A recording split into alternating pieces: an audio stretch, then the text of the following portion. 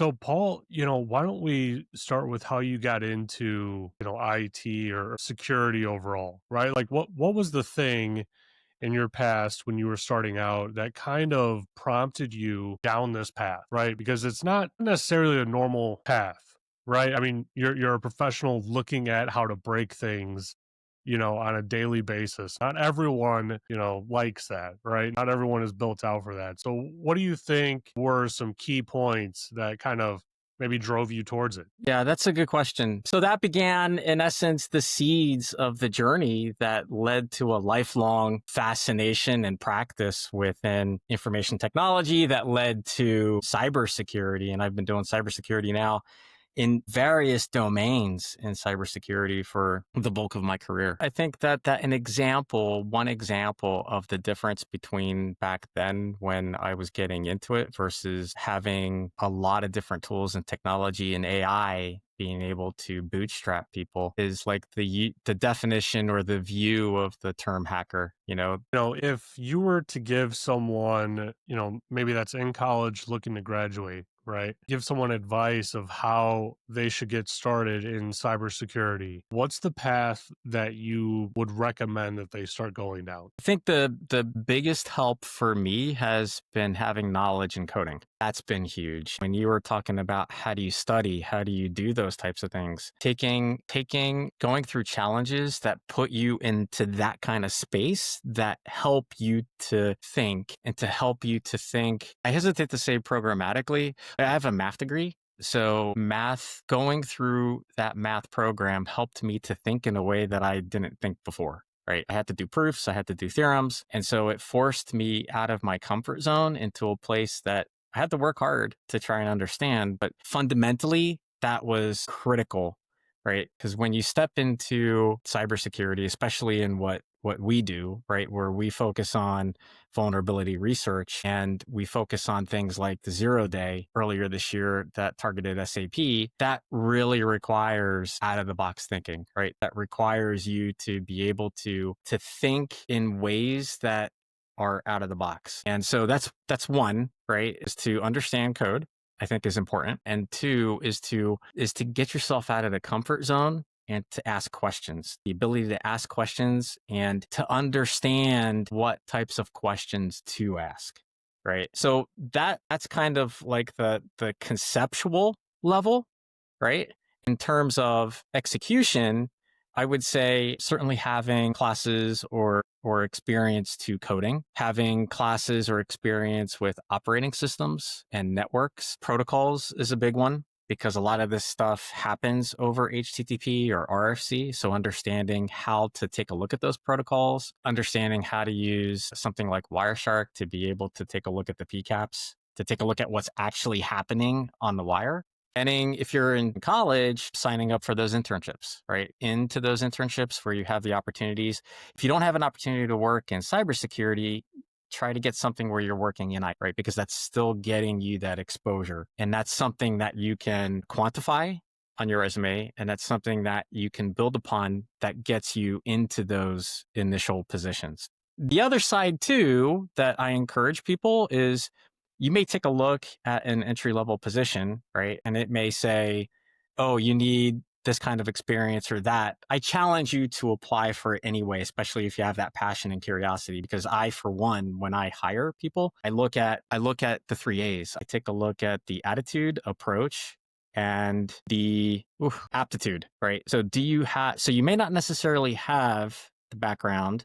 You may not necessarily have the experience, but if you show me that your approach is there, that your attitude is there, and that you have the aptitude to learn this stuff, you're in, right? Because I want people who are engaged. I want people who are passionate and who have that curiosity, because that's when you bring that and you're part of a team that has that, great creative things can happen. Well, Paul, like I wish I would have met you earlier on in my career when I was trying to get into, cybersecurity, because I'll tell you, it took me 2.5 years to actually get into cybersecurity, and I was trying everything. I was on the help desk, and I was forcing my way into doing vulnerability management for the company that I was at without having a security title. And I was getting certifications at the time. I was working on my master's at the time. I was applying to everything that said security analyst in the title, like any low level title. I had hundreds of applications over 2.5 years. And it took me that long because not many people were willing to take a quote unquote risk on me when I didn't have experience with Splunk, or I didn't have experience, with Carbon Black or whatever, the tool was in their environment. I'm just sitting here like, I don't know how else I can prove to you that I'm ready to learn when I just don't have $10,000 laying around to pay for a Splunk license to deploy it in, our environment for 30 days, to learn it, right? Like, and how much am I really going to learn if I do that, right? It just, that was the most frustrating part for me. I eventually ran into a manager that had your same mentality where it was like, hey, he doesn't have to have all of the, hands on skills and experience. Like, we can teach that, but we can't teach is the personality, the drive, all those other intangibles that people need to actually be successful to,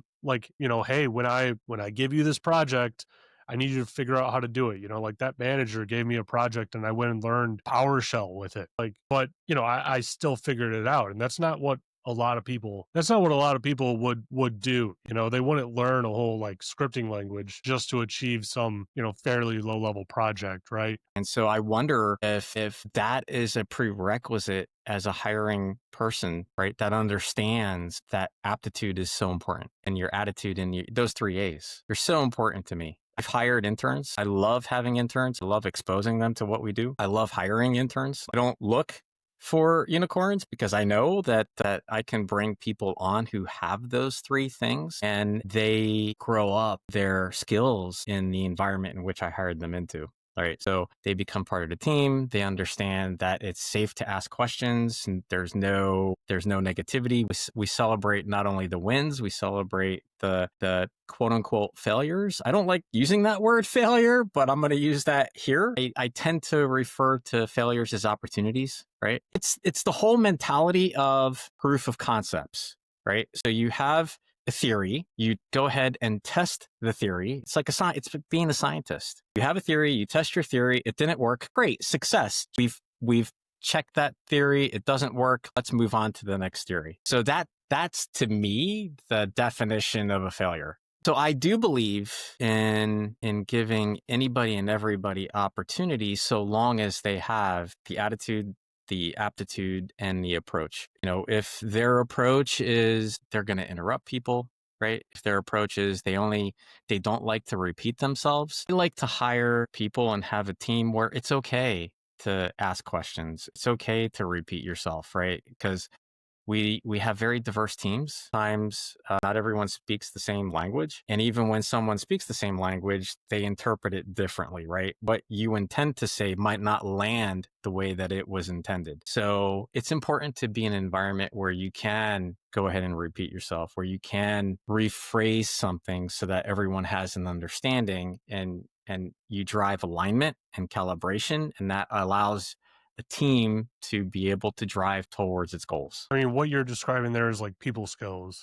People skills really, I said this maybe last episode or a couple episodes ago, but it's a pretty common theme where, as the market becomes more saturated with more and more, professionals on the marketplace, right? There's fewer roles in some instances for these positions, right? You have to find a way to stand out. And how do you best stand out when you may have the same certification as someone else? You may have the same experience, you may have the same years of experience. The thing that'll help you stand out is the people skills at the end of the day, right?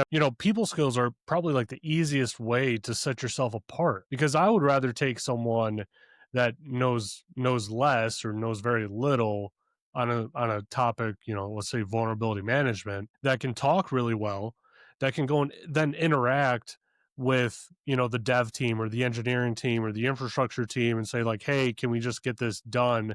And before that call, I'm coaching them up like, hey, this is why this is important, this is what this means, all that sort of stuff, right? Like, I feel like that's someone that is easier to coach up and train and get them into the right position, for them to be successful. So social skills, absolutely important. So is actually researching and being informed when you're talking to the people at the company when you're interviewing, right? So it's not just, yeah, I want a job, right? It's, hey, all this interesting stuff that you're doing, I love it and I want to do more. I mean, it sounds like we can have a lot to discuss, whether it's all that other stuff or whether it's advice for people trying to get in. I would love to be able to join back on, be more than willing to connect with you, no matter over what topic you want to discuss, whether it's SAP security, whether it's offensive security, whether it's security or IT or how to get into this. I'm more than willing to help out.